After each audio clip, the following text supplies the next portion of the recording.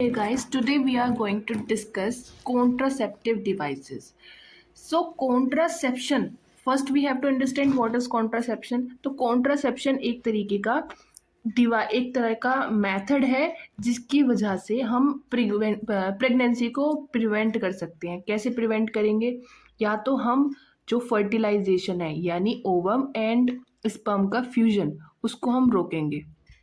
ठीक है, या तो हम फर्टिलाइजेशन को रोकेंगे, फर्टिलाइजेशन, या फिर हम क्या करेंगे कि इम्प्लांटेशन, यानी अगर फर्टिलाइजेशन हो भी गया है तो उसको इम्प्लांट होने से रोकेंगे, तो इम्प्लांटेशन को अवॉइड करेंगे। So these are two methods how we can avoid. So contraception क्या है? या तो हम फर्टिलाइजेशन को प्रिवेंट करेंगे या फिर इम्प्लांटेशन होने से रोकेंगे। ठीक है, अब व्हाट इज फैमिली प्लानिंग, यानी how much children you will bear in future, ये सब डिसाइड करना is known as family planning. तो इसके अंदर कौन कौन से पॉइंट्स आते हैं?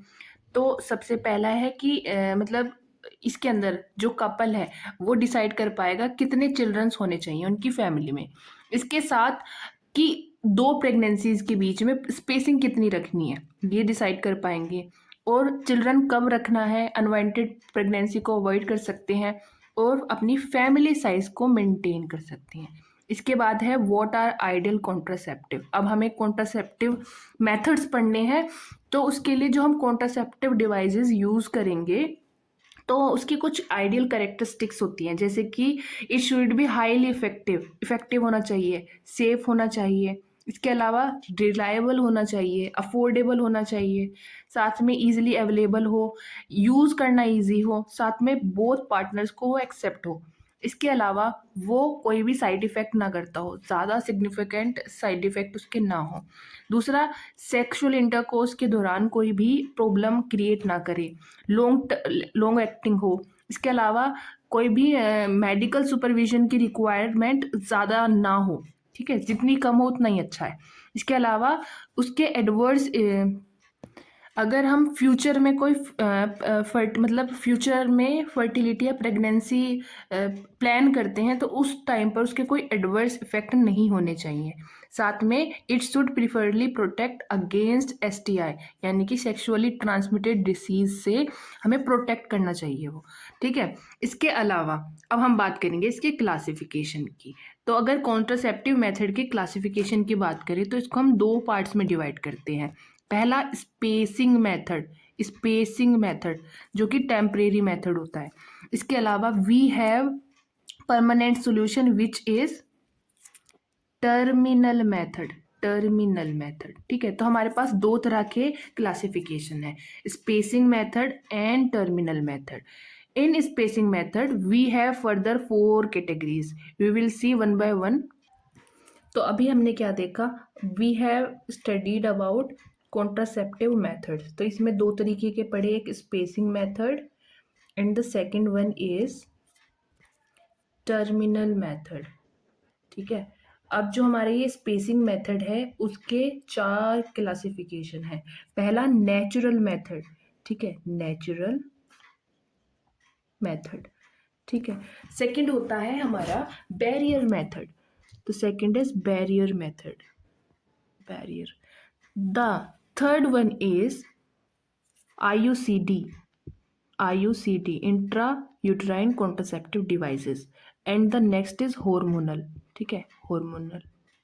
तो हमारे पास 4 तरीके के स्पेसिंग मेथड है, यानी स्पेस देंगे। अभी अगर हमें प्रेगनेंसी अवॉइड करनी है और फ्यूचर में हम चाहते हो तो हम स्पेसिंग यूज़ करेंगे, लेकिन हमारे पास हमने जो अपनी फैमिली प्लानिंग करी थी वो हमने अचीव कर ली है, उसके बाद हम टर्मिनल मेथड को यूज़ कर सकते हैं।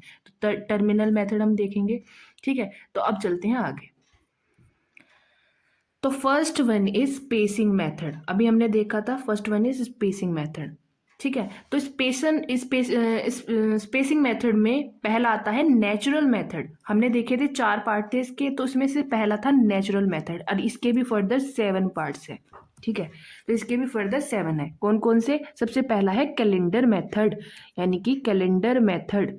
अभी नाम देखते हैं, उसके बाद हम इसके बारे में जानेंगे। फिर है basal metabolic temperature, basal body temperature method, then cervical mucus method या फिर बिलिंग मेथड, ठीक है, इसको बिलिंग भी बोल देते हैं। इन तीनों को कंबाइन करके बनता है सिम्पेथोथर्मिक मेथड, ठीक है, सिम्पेथोथर्मिक मेथड। इसके बाद कोइटस इंटरप्टस, देन लैम यानी lactational amenorrhoea method, and last is periodic abstinence या फिर एब्सटिनेंस बोल सकते हैं। याद कैसे करेंगे, ऐसे याद कर सकते हो, C2 BSc LP, ठीक है, LP। तो C2 मीन्स एक तो कैलेंडर मेथड हो गया, and the second one is ये सर्वाइकल म्यूकस या फिर बिलिंग, ठीक है, cervical mucus. Then B4 basal metabolic, and S4 sympathothermic, this S4 coitus interruptus, then lactational amenorrhea method, that is LAM, and the last one is periodic abstinence, ठीक है। एक बार और देखते हैं, हमने क्या देखा, हमने कॉन्ट्रासेप्टिव मेथड्स देखे हैं, ठीक है, कॉन्ट्रासेप्टिव मेथड्स दो तरीके के थे, एक था spacing method and the second one is terminal method. Spacing method की बात कर रहे हैं पहले। स्पेसिंग को 4 पार्ट्स में डिवाइड करा, natural method, barrier, IUCD and hormonal, ठीक है, हॉर्मोनल। तो अब हम जो पहले वाला देख रहे हैं वो है नेचुरल मेथड। इसके अंदर हमने बात करी 7 की, ठीक है, तो ये 7 हो गए, जिसमें हमने पहला देखा कैलेंडर, ऐसे याद करा था हमने C2, तो 2 C हो गए, देन BSc LP, ठीक है, तो P4 periodic abstinence, L4 LAM, ठीक है, lactational amenorrhoea method, then C4 cervical mucus, then S4 sympathothermic, then B4 basal body temperature, then S4 coitus interruptus, क्योंकि हमने सर्वाइकल म्यूकस यहाँ लिख लिया था, एंड S4 कैलेंडर मेथड, ठीक है। तो एक बार फिर से रिवाइज करते हैं इन नाम को। तो हमने क्या देखा, C4 calendar method, then B basal body temperature, S sympathothermic, C cervical mucus, coitus interruptus, then L LAM, and P periodic abstinence. So इसके बाद हम चलते हैं आगे। पहला है बैरियर मेथड, तो ये बात करी हमने नेचुरल मेथड्स की। अब नेक्स्ट बात करेंगे बैरियर मेथड्स की। तो बैरियर को हमने 2 पार्ट्स में डिवाइड करा हुआ है, एक होता है the physical one and the next is chemical one. तो फिजिकल एंड केमिकल बेसिस पे हमने इसको 2 पार्ट्स में डिवाइड करा है। What are physical, the male condom, female condom, diaphragm, cervical cap and vaginal sponge, ठीक है। इसके अंदर ये 5 कैटेगरी हैं, male condom, then female condom, diaphragm, cervical cap and vaginal sponge. Let's write it again. Male condom, female condom, diaphragm, cervical cap and vaginal sponge. Let's write it again. Male condom, female condom, diaphragm, cervical cap and vaginal sponge. Okay, तो अब बढ़ते हैं आगे। इसके बाद chemical का एक part है स्पर्मिसाइडल, ठीक है, स्पर्मिसाइड्स, स्पर्म को क्या करने वाला, उनको किल करने वाला, ठीक है। उसके बाद आते हैं हमारे आईयूसीडीज। सो व्हाट आर दैट, आईयूसीडीज को हम 3 कैटेगरीज में डिवाइड करते हैं, first generation, second generation and third generation. तो फर्स्ट जनरेशन को नॉन मेडिकेटेड आईयूसीडी भी बोलते हैं, सेकंड को कॉपर बियरिंग आईयूसीडीज बोलते हैं, थर्ड को हार्मोन रिलीजिंग आईयूसीडी भी बोलते हैं, ठीक है। तो 3 तरह की मैंने इसको बताया, आईयूसीडीज को हमने 3 पार्ट्स में डिवाइड करा, first non medicated, then medicated and third is hormonal, ठीक है। So these are intrauterine devices. The next one is hormonal method, ठीक है। तो अभी हम इसको देखेंगे डिटेल में हर एक पार्ट को। नेक्स्ट है हॉर्मोनल मेथड। हॉर्मोनल मेथड्स को फर्दर कई टाइप्स में मिलते हैं, जैसे कि कंबाइंड ओरल कॉन्ट्रासेप्टिव पिल्स, यानी एस्ट्रोजन प्रोजेस्टेरोन दोनों कंबाइन होंगे, उस फॉर्म की पिल्स होंगी। फिर progesterone only pills, then injectable contraceptives, then implants, then hormonal intrauterine system, then transdermal patches and vaginal ring, ठीक है। तो ये सब इसके पार्ट्स हो गए, किसके, हार्मोनल मेथड्स के। इसके बाद पहले एक बार और रिवाइज करते हैं। तो हमने पढ़ा combine oral contraceptive, combine progesterone only pills, injectable contraceptive, implants, hormonal intrauterine system, transdermal and vaginal ring, ठीक है। इसको CPIIHTV ऐसे याद रखेंगे, ठीक है। C4 कंबाइन ओरल कॉन्ट्रासेप्टिव, ठीक है। C4 combine oral contraceptive, combine oral contraceptive. Then P4 progesterone only, I means injectable contraceptive, then I for implant, H for hormonal intrauterine, then transdermal and vaginal ring। एक बार और करें, हमने कहा CPIIHTV, then C means combined, P4 progesterone only, then I for injectable contraceptive, then implant, then H hormonal, then T for transdermal and V for vaginal ring। एक बार और करें, yes।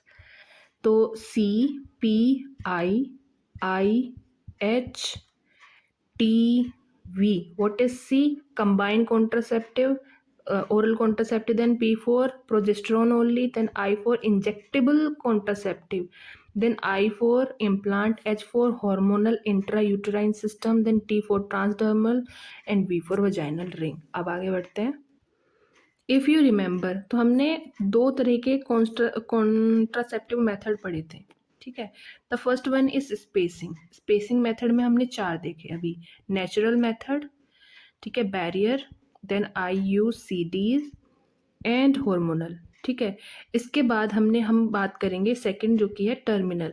ये भी 2 पार्ट के होते हैं, या तो मेल स्टरलाइजेशन या फिर फीमेल स्टरलाइजेशन, ठीक है। अब वे मेल स्टरलाइजेशन में क्या आएगा, the first one is vasectomy and non scalpel vasectomy, and the second is female, जिसमें हम ट्यूबल लाइगेशन या ट्यूबेक्टमी कर सकते हैं, लेप्रोस्कोपिक स्टरलाइजेशन या फिर मिनी लेप्रोटोमी कर सकते हैं, ठीक है।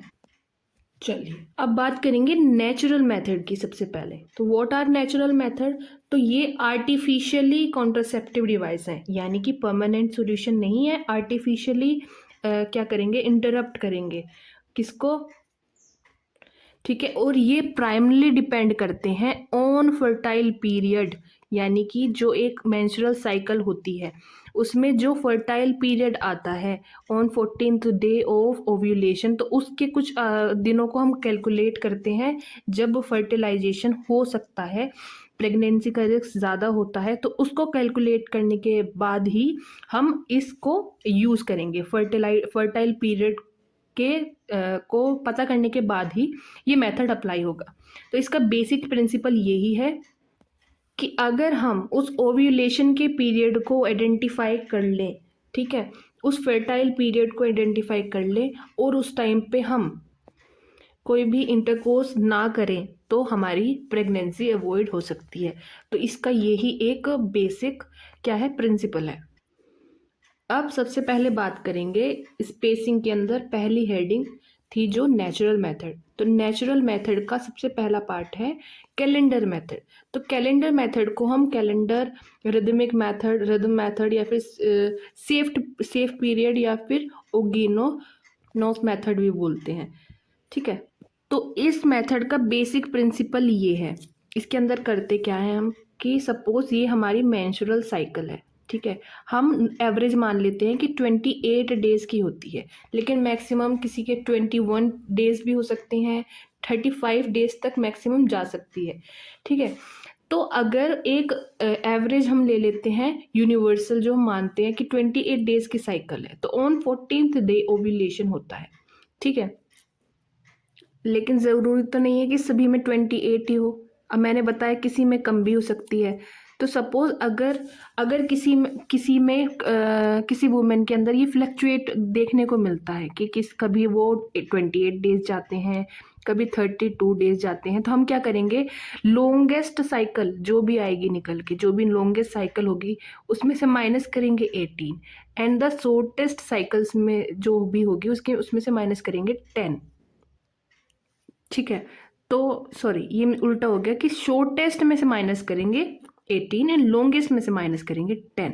ठीक है, तो सपोज अगर किसी के मेंस्ट्रुएशन होता है और उसकी शॉर्टेस्ट साइकिल है 24 डेज़ की, ठीक है, और लॉन्गेस्ट साइकिल है उसकी 32 डेज़ की। ठीक है, तो हम क्या करेंगे, 24 में से 18 माइनस कर देंगे, तो कितना आएगा, 6। ठीक है, और 32 में से 10 माइनस करेंगे तो कितना आएगा, 22।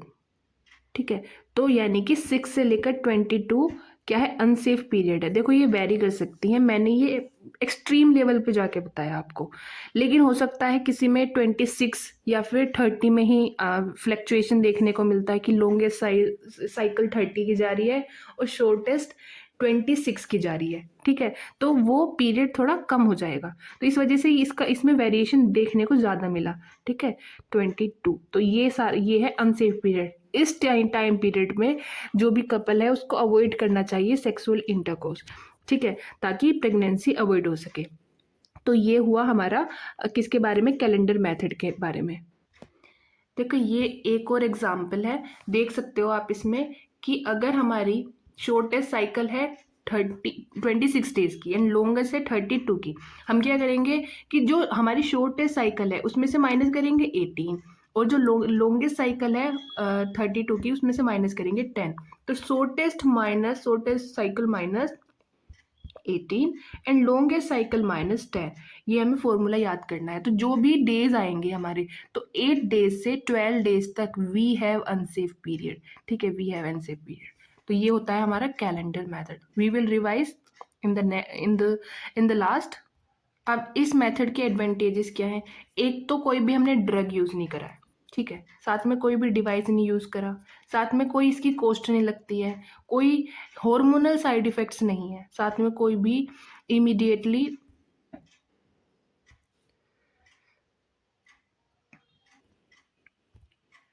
एक बार और रिवाइज करते हैं, तो कोई भी ड्रग यूज़ नहीं होता, डिवाइस यूज़ नहीं होता, कॉस्ट नहीं लगती, कोई भी हार्मोनल साइड इफेक्ट नहीं है और इसको इमीडिएट हम रिवर्स भी कर सकते हैं। लेकिन इसके डिसएडवांटेजेस की बात करें तो ये इसका फेलियर रेट हाई है। ठीक है, इसका फेलियर रेट हाई है, साथ में क्योंकि हम प्रिडिक्ट ही तो कर रहे हैं। इसके अलावा रेगुलर साइकिल है तो ठीक है, लेकिन उसको भी हमें एक्यूरेटली हमें रिकॉर्ड रखना पड़ेगा उसका। साथ में मोटिवेशन एंड कोऑपरेशन की ज़रूरत है दोनों पार्टनर्स की। देन इरेगुलर साइकिल में थोड़ा कैलकुलेशन डिफ़िकल्ट हो जाता है। साथ में रिक्वायर पीरियडिक एब्स्टिनेंट एंड अल्टरनेटिव कॉन्ट्रासेप्शंस। ठीक है, ज़रूरत पड़ती है अल्टरनेटिव कॉन्ट्रासेप्शन की। साथ में we do not protect the partners having sexual transmitted infections। ठीक है, सेक्सुअली ट्रांसमिसिस इन्फेक्शन जो होते हैं उससे हम इसको प्रोटेक्ट नहीं कर पाएंगे। तो हमने कैलेंडर मेथड में अभी क्या देखा, तो कैलेंडर मेथड को हमने बताया कि एक तो ओव्यूलेशन के पीरियड पे हमें अवॉइड करना है। ठीक है, कैसे साइकिल डिटेक्ट करेंगे, किस तरीके से कि शॉर्टेस्ट साइकिल में से 18 माइनस करना है और जो हमारी लंबी साइकिल है लॉन्गेस्ट साइकिल में से माइनस करेंगे 10, और जो भी डेज निकल के आएंगे वो पीरियड हमारा अनसेफ पीरियड है और वहाँ पर हमें सेक्सुअली इंटरकोर्स अवॉइड करना है। ठीक है, नेक्स्ट है बेजल बॉडी टेम्परेचर।